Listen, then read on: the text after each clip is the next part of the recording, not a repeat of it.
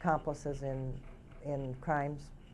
They're set up in reshipping scams. They are set up in money laundering scams, and they've been prosecuted. They have been arrested. Some of them have gone to prison, and they really truly had no idea that they were doing anything other than helping someone that they thought they had come to care for.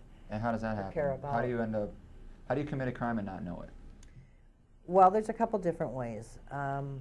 They can tell you that they have paychecks that they have stuck over in Africa and they can't cash. Mm-hmm. And of course they want to come home to you. So if they can get you the check, their paycheck, and they're extremely good fraud factories. They actually estimate that the top fraud factory in the world is in Lagos, Nigeria. You mean these forgeries? These forgeries, yeah. These forgery factories. So they send you a check, ask you to deposit it, cash it out, and then turn around in Western Union the money so that they can purchase their airline ticket and come home. So your bank accepts the check? Absolutely. The bank has no reason to believe it isn't. It is so genuine. Uh-huh. And then you pull the money out, you turn around in Western Union it so that this person can come back and meet you and spend the time with you after they've been speaking to you for a couple of months or 3 months or however long it's taken for you to get hooked in. And by the time it goes through the clearinghouse at the bank, they find out that it's a fraudulent check and you've been arrested or charged with money laundering. And you have to pay back the dollar amount back to the bank. Another way that they do it is with what's called a reshipping scam, mm-hmm.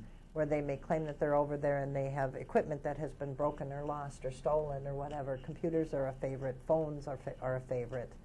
Makes sense because those are the items that scammers need to work with, right? Sure.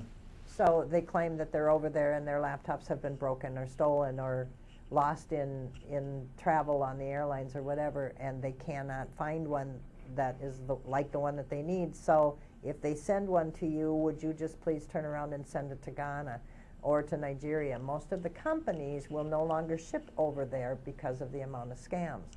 So they can't purchase one directly and have it sent. And that's true. Most of the companies will no longer ship electronic equipment over to Nigeria. So it was some sort of strange... So the only way they can get one is to have a criminal victim. self-fulfilling prophecy. Right. They lied about not being able to get them, and now because people have been sending stolen items over there... there is so much fraud when they had it shipped directly over to them that the companies will no longer do that. So now what they've done is they've told the victim, they come up with a plausible story about why they need these phones, why they need these computers, and they will purchase them. They will have them shipped to you. If you can just turn around and reship them straight out to Africa for them, then they'll be able to complete the job that they've been over, and then they'll be able to come back and meet you. That's right. It comes back to that. Right. It always comes back to the romance. But they did purchase these items with fake credit cards. They purchased them with stolen credit cards, stolen identities, yeah. prior victims. Yeah. And so the victim gets a computer or gets whatever items it is that they have had shipped to them and turns around and ships them back out and finds out that they have been now charged with accepting stolen properties. And the credit card company or the computer company or phone company comes back to the victim because that's the only real name that they have and demands payment from that victim and oftentimes can press charges. And what happens to these victims when they've been participating in a criminal... They're charged. Right. They go to jail. They go through court. They're financially devastated. They're emotionally devastated. They're shameful. It's a very misunderstood crime. It's lumped in with the 419 Nigerian scams that you were just mentioning. Mm-hmm. People don't understand how different it truly is and the emotional component that goes along with it and how they are set up and they are worked. And it's an organized system that pulls these people in. There's a brainwashing technique. Shortly after they begin talking with you, they tell you to get off Match many times, or eHarmony or whatever wet dating site. I don't want to mention this, just those two. They're everywhere. Yeah. They're on every dating site. They're on Facebook. They're on MySpace. They're any place where you reach out to someone that you have not touched physically on the web. There are scammers out there. Yep. We'll talk a little bit about the website. I'll put it up here. romancescams.org, and it's a very nice site, and a couple of the things that I'll bring up right away are, what if, let's say you or a friend or a family member might be in some sort of peculiar online relationship that have begun to, sense, maybe something just isn't quite right here. Some things to look for are listed on the website. They generally have no one else to help them because their parents have died. They run into a variety of misfortunes, and it all starts out fabulous, and little by little things go wrong, and you're the only one that can help them. They start asking for money, they start asking for equipment. Little by little, if you say no, they back right off, and then it might be another month before they ask again.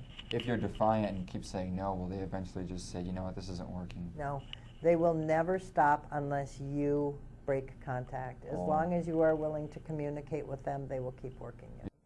You have to realize that scammers don't care one whip for their victims. Well, if they did, they'd have a hard time doing their job, wouldn't they? Well, they don't care if you die. Yeah. They don't care if you go to jail. They don't care if you go to prison. They don't care if you go bankrupt. They don't care if your children end up living under a bridge. They don't care. The only thing that they are going to do is bleed you dry.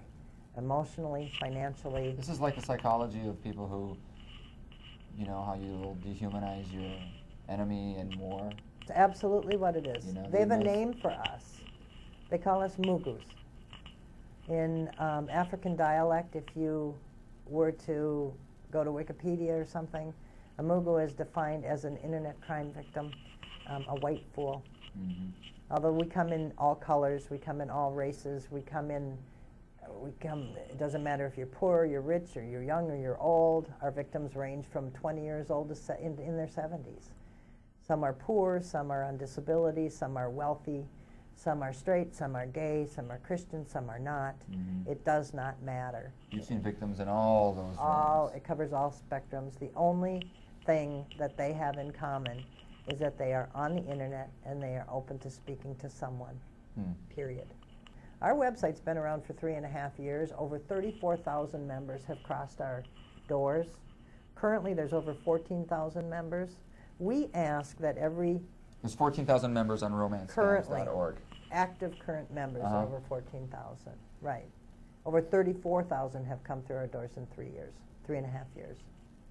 We ask that the people that come to our website, if they have been a victim of scams, go to another website. There's a link on the website by the name of lookstoogoodtobetrue.com. That's the FBI's reporting site. And right now there is no jurisdiction. There are no laws here in the United States that can touch them. Yeah, right. So they are working unfettered. They are working without repercussion. And you're seeing more people come forward. Every day. And you've been involved with romance scams for how long? Me personally? Yeah. Since spring of last year. Okay, so coming up on a year? Yeah, coming up on a year. And you've seen the activity just balloon? It just continues to balloon. Yeah. We've seen it change over the last 3 years a little bit, which for us is a good thing. It used to be that the only people that ever came to our website were victims. Now we're starting to see family members concerned about a parent or a sister or a friend that they believe might be a victim of this. So we're starting to, we know the word is getting out, but there's a lot of misunderstanding about it because of the 419 Nigerian scams. Everybody says, oh, you'd be so stupid. Our victims come in every day and say, how could I be so stupid?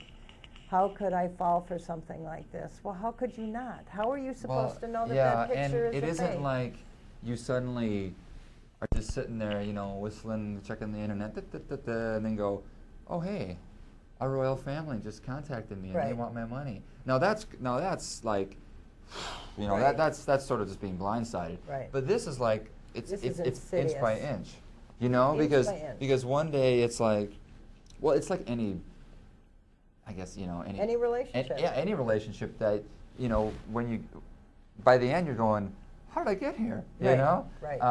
Right. Because it didn't start there, and a month into it, it wasn't there, and 6 months there, it wasn't there. Right. But slowly, from month 1 to month 6, suddenly it's like, and some of these you said last a long time too, right? Some of them last a long time, right? The thing about it is that the scammers are setting you up from day one. They they set you up from day one. The pictures are fake. They're lifted from any place that you can lift a picture off of the internet. There's millions and millions of pictures, and new ones every single day. So that's to be chosen from. There are pictures on the website of